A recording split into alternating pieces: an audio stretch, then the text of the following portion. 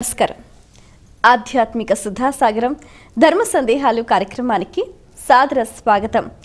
ధర్మో రక్షతి రక్షితః. ధర్మాన్ని రక్షిస్తే ఆ ధర్మం మనల్ని రక్షిస్తుంది. ఆ ధర్మానికి కట్టుబడ్డ ఎంతో మంది పుణ్యాత్ములు సత్పురుషులు మనకు సదా ఆదర్శప్రాయులు. వారి బాటలో నడుస్తూ ప్రతినిత్యం మనం ఎన్నో రకాల ధర్మాల్ని ఆచరిస్తూ ఉంటాం.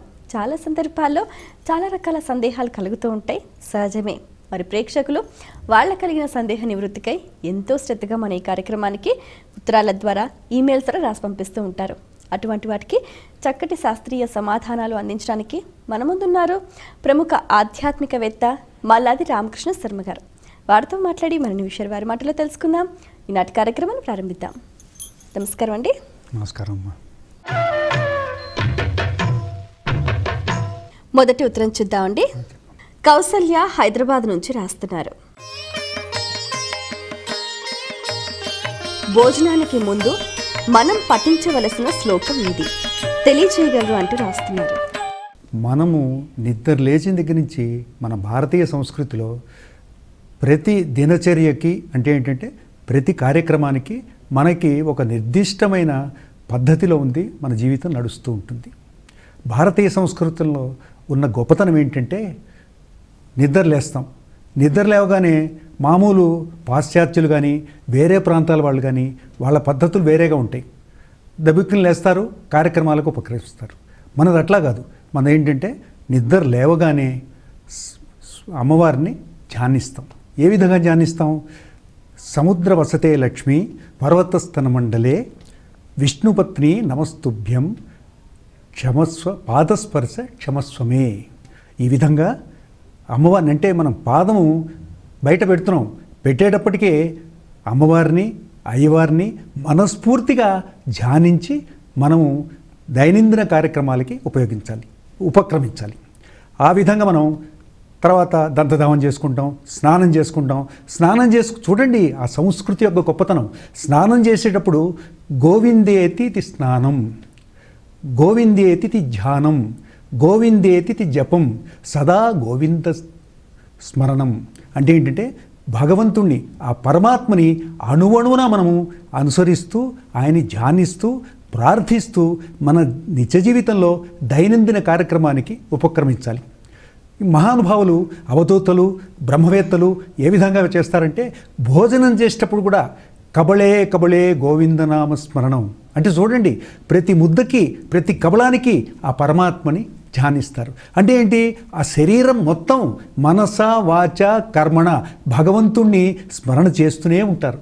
ఈ విధంగా చేసుకుంటుంటే ఏమవుతుందంటే పరమాత్మకి మనకి పెద్ద తేడా ఉన్నట్టు అనిపిస్తుంది. ఉండదు.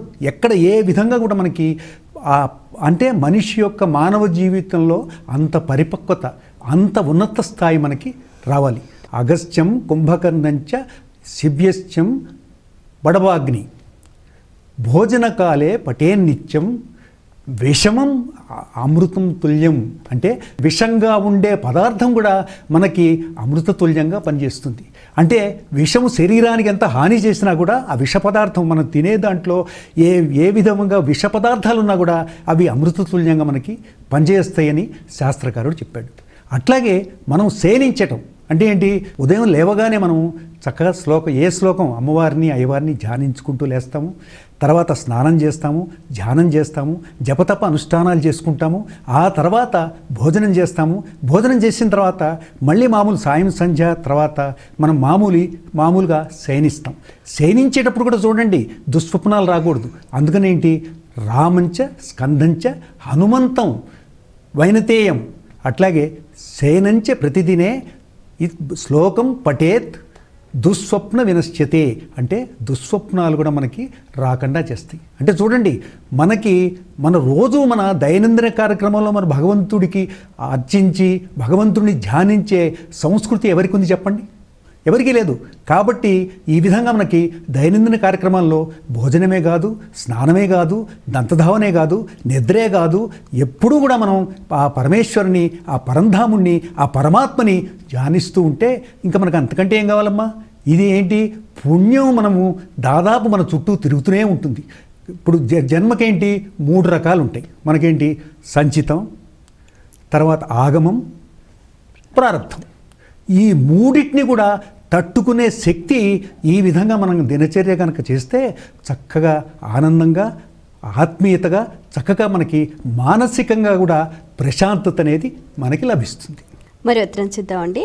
తులసి ఈమెయిల్ ద్వారా రాస్తున్నారు. బ్రహ్మశ్రీ అనగా ఏమిటి? బ్రహ్మశ్రీ అని పిలవటానికి అర్హత ఏమిటి తెలియజేయగలరు అంటూ రాస్తున్నారు. ఈ బ్రహ్మశ్రీ అనే దానికి మన అనాదిగా పూర్వకాలంలో బ్రాహ్మణ జాతికి ఎక్కువ ఇది అప్లై చేసాం. అంటే ఏంటి? బ్రాహ్మణ జాతిలో సంబోధిస్తూ సద్బ్రాహ్మణుల్ని అందరినీ కాదు, సద్బ్రాహ్మణుల్ని నిత్య కర్మానుష్ఠానం చేసే సద్బ్రాహ్మణులందరినీ కూడా బ్రహ్మశ్రీ అని పిలిచే నానుడు ఉంది. కానీ రాను రాను ఏంటంటే కాలం మారిపోతోంది. ఇప్పుడు వర్ణాశ్రమ ధర్మాల్లో కూడా మనకి ప్రయోగాత్మకంగా చూస్తే చాలా తేడాలు కనబడుతున్నాయి. అవి అంత లోపలికి వెళ్ళకూడదు మనం. అందుకని ఏంటంటే బ్రహ్మశ్రీ అంటే రెండు ఉన్నాయి దీంట్లో. మనిషికి జన్మ ఒకటి, కర్మ ఒకటి. మామూలు జన్మ సంస్కారం ఒకటి, కర్మ సంస్కారం ఒకటి. జన్మ సంస్కారం అంటే ఏంటి? ఉత్తమమైన సంస్కారంలో పుట్టిన వాళ్ళకి జన్మ సంస్కారం. కర్మ సంస్కారం అంటే ఏంటి? ఎక్కడ ఎటువంటి కుటుంబాల్లో పుట్టినా కూడా మనకి ఉత్తమమైన కర్మలతోటి పరిచయం అయిపోయి తదనుగుణంగా భగవంతుల్లో ఐక్యమైపోయే మార్గాన్ని కర్మ సంస్కారం అంటారు. ఈ జన్మ సంస్కారం అయితే మన అందరికీ తెలిసింది. వర్ణాశ్రమ ధర్మాలు పై వర్ణాలన్నీ జన్మ సంస్కారం అంటారు. ఈ కర్మ సంస్కారం వచ్చేటప్పటికి ఉదాహరణకి మీకు బాలయోగి మరి ఏ సంస్కారంలో పుట్టాడు ఆయన? మరి ఎంత గొప్ప మహానుభావుడైనాడు. కాబట్టి ఏంటంటే జన్మ సంస్కారము ఉండి కర్మ సంస్కారం లేకపోతే భ్రష్టుడవుతాడు. జన్మ సంస్కారం లేకపోయినా కర్మ సంస్కారం ఉంటే వాడు గొప్ప మహోన్నతమైన వ్యక్తిగా పిలువబడతాడనమాట. ఆ విధంగా మనకి ఏ విధంగా చూసుకున్నా కూడా జన్మరాహిత్యం ఉండకూడదు. అంటే సంస్కారం అనేది ముఖ్యం అన్నమాట.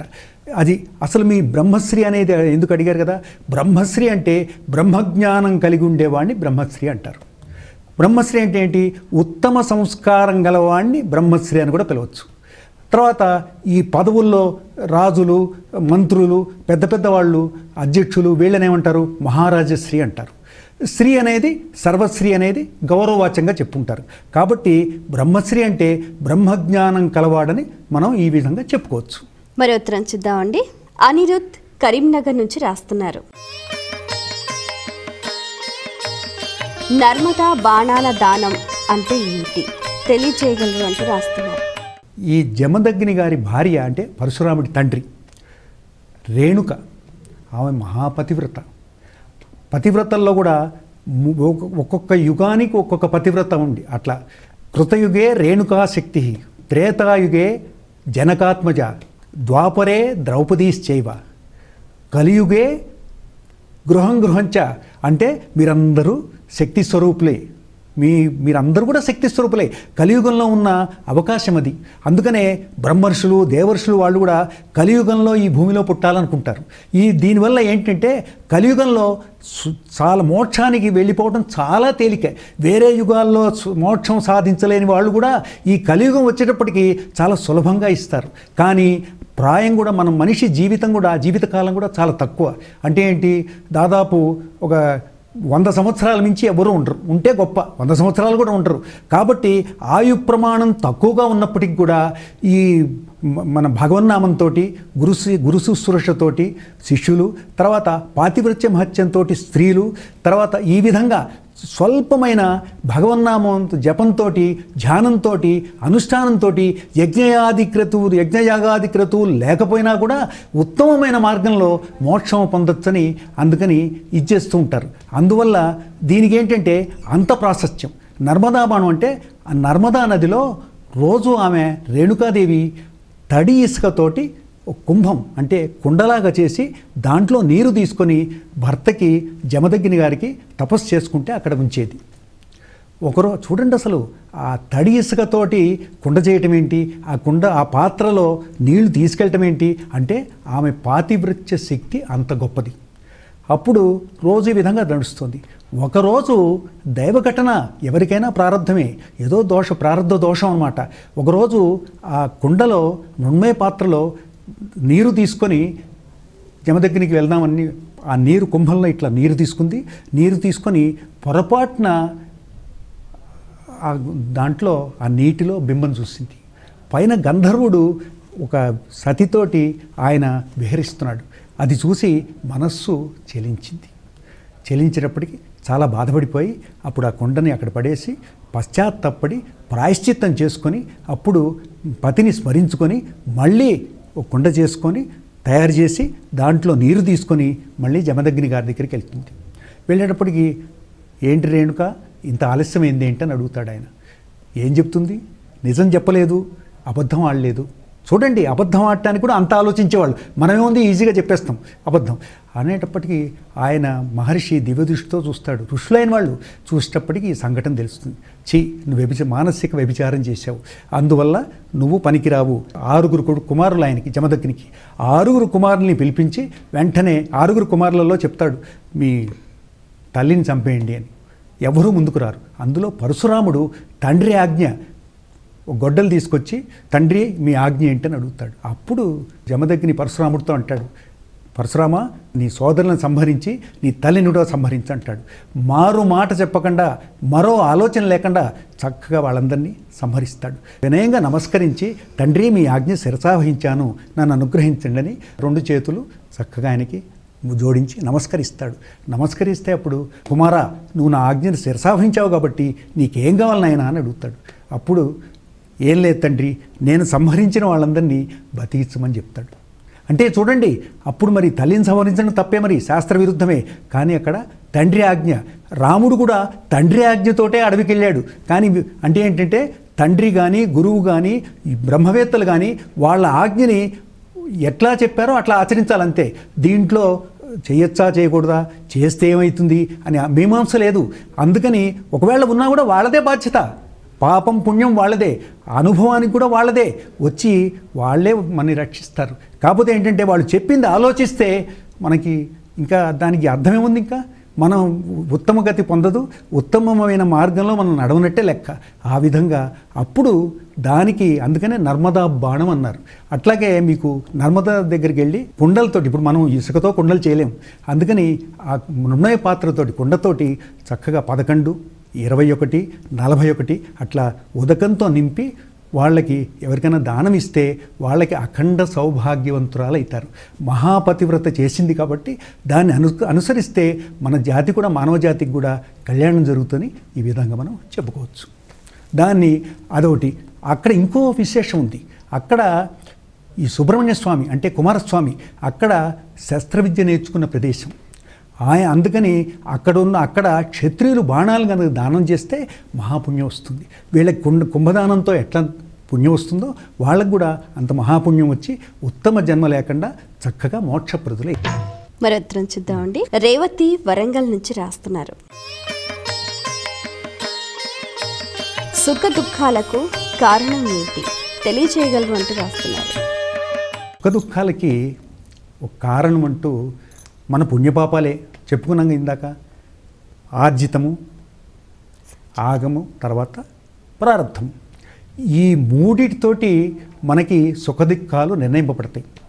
అనుకుంటాం భగవంతుడు ఏంటి ఇట్టా చేశాడు అనుకుంటాం. భగవంతుడు ఏం చేయడమ్మా? భగవంతుడు ద్రౌపదికి వస్త్రాలు ఇవ్వలా. వస్త్రాలు ధర్మం అనేది ధర్మస్వరూపం, వస్త్రాలు ఇస్తుంటే వస్త్ర రూపంలో ధర్మం వస్తుంటే ఆయన మానిటర్ చేశాడు. అంటే ఏంటి? ఒక ప్రేక్షకుల్లాగా దాన్ని పర్యవేక్షించాడు. అంతేగాని ఆయన వెళ్ళి వస్త్రాలు తీసి ఇవ్వల. మన సినిమాలో చూపించినట్టు హ్యాండ్లూమ్ వస్త్రాలని రకరకాల వస్త్రాలు తీసి ఇవ్వలేదు. ఏంటంటే ఈ సుఖదుఖాలకి భగవంతుడు చేసేది ఏమీ లేదు. భగవంతుడు నిమిత్త మాత్రుడు. భగవంతుడు ఎప్పుడు వస్తాడంటే మీకు ఆ దుఃఖంలో మీరు కింద పడిపోకుండా నిలబడటానికి, సమతుల్యంలో ఉండటానికి వచ్చి కాపాడతాడు. మనం సుఖదుఖాలకి ఏ విధంగా సంప్రాప్తి అంటే మీరు చేసిన పుణ్యం, మీరు చేసిన పాపం. సుఖం అంటే ఏంటి? ఆనందానికి సంకేతం. దుఃఖం అంటే విచారం. కాబట్టి మనం చేసిన పుణ్యపాపాలు మనకి సుఖదుఖాల రూపంలో ఈ ప్రపంచంలో మనకి కనబడుతూ ఉంటాయి. కాకపోతే సుఖాన్ని మనము సంతోషిస్తాం, దుఃఖాన్ని మాత్రం అనుభవించలేము. చాలా కష్టంగా ఉంటుంది. ప్రతి నిమిషం ఒక యుగంలాగా ఉంటుంది. సుఖం అనేది ప్రతి యుగము ఒక క్షణంలాగా అయిపోతుంది. అది మానవ సహజం. అది అందుకని ఈ సుఖదుఖాలకి మన యొక్క ప్రారంధము, మన సంచితం, మన యొక్క ఈ సంచితమైన కర్మతోటే మనకి ఈ సుఖదుఖాలు సంభవిస్తూ ఉంటాయి. కాకపోతే ఒకటి, పూర్తిగా ఎవడు పుణ్యం చేస్తే మనిషిగా పుట్టడు. కైవల్యం స్వర్గంలోనో వైకుంఠంలోనో మోక్షంలోనో ఉంటాడు. పూర్తిగా పాపం చేస్తాడనుకోండి, మానవ జన్మే రాదు మనకి. కాబట్టి సుఖము దుఃఖము ప్రతి మనిషిలో ప్రతిబింబిస్తూ ఉంటుంది, ప్రతి మనిషిలో మనకి కనబడుతూ ఉంటుంది. ఉదాహరణకి ఒకడేమో 10% సుఖం అనుభవిస్తే ఇంకోడు 90% సుఖం అనుభవిస్తాడు. అంటే ఏంటి? పాపము పుణ్యముల మిశ్రమమే మానవ జీవితం యొక్క దృష్టాంతం అన్నమాట. మన ఉనికి అనేది సుఖదుఖాలతో కూడింది, మిశ్రమం. కాబట్టి ఈ సుఖదుఖాలు మనం పుణ్యపాపాలకి సంకేతంగా భావించవచ్చు. అందుకని ఏం చేయాలి? మనం వీలైనంత వరకు మంచి పనులు చేయాలి, వీలైనంత వరకు శుభమైన పనులని మనము వీలైనంత వరకు మనస్సు కూడా శుభం వైపు మళ్ళించుకోవాలి, ధర్మం వైపు మళ్ళించుకోవాలి. ధర్మచింతనతో నిజాయితీగా మనం గనక ఉంటే ఎప్పుడూ మనకి, ఇప్పుడే కాదు వచ్చే జన్మలో కూడా సుఖం అనేది మనకి ప్రాప్తిస్తుంది. మనము చిన్న చిన్న వాటికి కనుక తొందరపడి కక్కుర్తి పడతాం అనుకోండి, దాంట్లో అవి దుఃఖహేతువులు. మనకిప్పుడు సొంత వెంటనే ఏమి కనబడవు, తర్వాత కొద్ది కాలంలోటి అవి కార్యరూపం వచ్చేటప్పటికీ దుఃఖపడాల్సి వస్తుంది. అందుకని సుఖం అనేది మన పుణ్యఫలం, దుఃఖం అనేది పాపఫలం. అది ఎంతవరకు చేశారో ఈ చేసుకున్న వారికి చేసుకున్నంత. మరి ఉత్తరం చూద్దామండి. ప్రత్యూష ఎల్బీ నగర్ నుంచి రాస్తున్నారు. ఆంజనేయ స్వామి సంజీవనిని తెచ్చి లక్ష్మణ స్వామిని బతికించారు కదా, అది ఈ కలికాలంలో సాధ్యమా? తెలియచేయగలరు అంటూ రాస్తున్నారు. ఆంజనేయ స్వామి లక్ష్మణుడికి తెచ్చిచ్చాడంటే అప్పుడు అది కృతయుగం, నెంబర్ 1. నెంబర్ 2 ఏంటంటే, ఆంజనేయ స్వామి కనుక తేగలిగాడు, వాయువేగంతో లంఘించే శక్తి ఆయనకొక్కడికే ఉంది. నెంబర్ 2. నెంబర్ 3 ఏంటంటే, అది ఔషధముల యొక్క మొక్కలు దాంట్లో ఉంటాయి, సంజీవిని దాంట్లో. ఒక్క సంజీవినే కాదు, ఆ పర్వతం పిక్కొచ్చాడు ఆయన. దాంట్లో అనేక రకమైన జీవధాతువులు, జీవంతో నిండిన ధాతు సంప్రోక్షణతో కూడిన మొక్కలవి ఉంటాయి, అంటే ఆయుర్వేద శాస్త్రానికి. ఇప్పుడు ఆంజనేయ స్వామి కలికాలం అవి పక్కన పెడదాం. ఇప్పుడు మనకి ఇప్పటికి కూడా ఉన్నాయి, కానీ ఆ ఔషధము మొక్కల్ని తెలుసుకునే శక్తి మనకెక్కడుంది? మనకు ఆ శక్తి లేదు. అందుకని ఇప్పుడు కలికాలమైనా కూడా నిజంగా హనుమంతుడు ఉన్నా లేకపోయినా మనం వెళ్ళైనా కూడా అటువంటి సంజీవిని తేవాలంటే మనకి దాన్ని గుర్తుపట్టే శక్తి సామర్థ్యాలు మనకి లేవు, మన చక్షువులకి లేవు, మనకి నేత్రాలకి లేవు, మన మనస్సుకి లేవు, మనకు బుద్ధికి లేవు. అందువలన ఇది అసాధ్యము. కానీ ఇప్పటికి కూడా భగవంతుని యందు త్రికరణ శుద్ధిగా ఎవరైతే పరమాత్మని సేవిస్తారో అటువంటి సంజీవిని అక్కర్లా, సంజీవిని లాంటి ప్రాణాన్ని మనం పొయ్యొచ్చు. ఇప్పటికి కూడా ఉన్నారు. ఇప్పటికి హనుమంతుడు ఉన్నాడమ్మా, చిరంజీవి, కృపాచార్యుడు ఉన్నాడు, ఎంతమంది ఉన్నారు అక్కడక్కడ. మనకి హిమాలయాల్లో జ్ఞానులు కనబడతారు, మనకు కనబడ్డు. మనకెందుకు కనబడ్డంటే మనకు ఆ శక్తి లేదు కాబట్టి. మనకు ఇప్పుడు ఒకడు అన్నాడు దేవుడు ఉన్నాడా అంటాడు, ఇంకోటి దేవుడు లేడా అంటాడు. వాడన్నాడు దేవుడు లేడని ఎట్టా నిరూపిస్తావన్నాడు. ఎట్టా నిరూపిస్తావు? నాకు కనబడలే. దేవుడు ఉన్నాడని నాకు కనబడుతున్నాడు. నీ కనబడిన వస్తువు నేను చూస్తే కదా నేను నాకు నా శక్తి యొక్క తేజస్సు వర్చస్సు తెలిసేది. అందువల్ల ఇప్పుడు మనకి యుగధర్మం ప్రకారం ఒక విధంగా చూసినా కూడా యుగాన్ని మించి మన భక్తి శ్రద్ధలు, మన తదేకమైన జ్ఞాన సంపత్తితోటి మనము సంజీవిని తేక్కర్లేదు, సంజీవిని లాంటి శక్తితోటి మనం బతికించవచ్చు. ఇప్పటికి కూడా మనం అక్కడక్కడ వింటూ ఉంటాం రమణ మహర్షి చరిత్రలు, రాఘవేంద్ర స్వామి చరిత్రలు, తర్వాత దత్తాత్రేయ గురు చరిత్రలో నరసింహ సరస్వతి స్వామివారు ఎంతోమందిని బతికిచ్చిన సన్నివేశాలు కనబడుతున్నాయి మనకి. ఇప్పటికి కూడా ఆదిశంకరుడు పరకాయ ప్రవేశాలు చేసి చూడండి ఎంత ఉన్నతమైన సంస్కృతి అంటే ఏంటంటే సంజీవిని తేవటం కష్టం కావచ్చు, సంజీవిని గుర్తించడం కష్టం కావచ్చు, కానీ సంజీవినితో సమానంగా మనం ప్రాణదానం చేయొచ్చు. ఎప్పుడు మన యొక్క నిశ్చలమైన భక్తితోటి, నిరాటంకమైన ధ్యాన స్వరూపంతో మనము ఆ జ్ఞానాన్ని సముపార్జిస్తే ఎంతటి కార్యమైనా మనము సాధించవచ్చు. కాబట్టి మనం హనుమంతుడితో పోల్చక్కర్లా, కాకపోతే ఆయన భక్తితోటి మనం పోల్చుకోవచ్చు. ఆ భక్తి తాదాత్మ్యతోటి మనం సంజీవినంత కార్యాన్ని మనం నెరవేర్చవచ్చు అని నాకు అనిపిస్తూ ఉంటుంది. చాలా సంతోషం అండి. మీ అమూల్యమైన సమయాన్ని కేటాయించి మా ప్రేక్షకుల ధర్మ సందేహాలకు శాస్త్రీయ సమాధానాలు అందించినందుకు ధన్యవాదాలు. నమస్కారం. వీక్షించారు కదండి, ఇది ఇవాళ మన ధర్మ సందేహాలు కార్యక్రమం.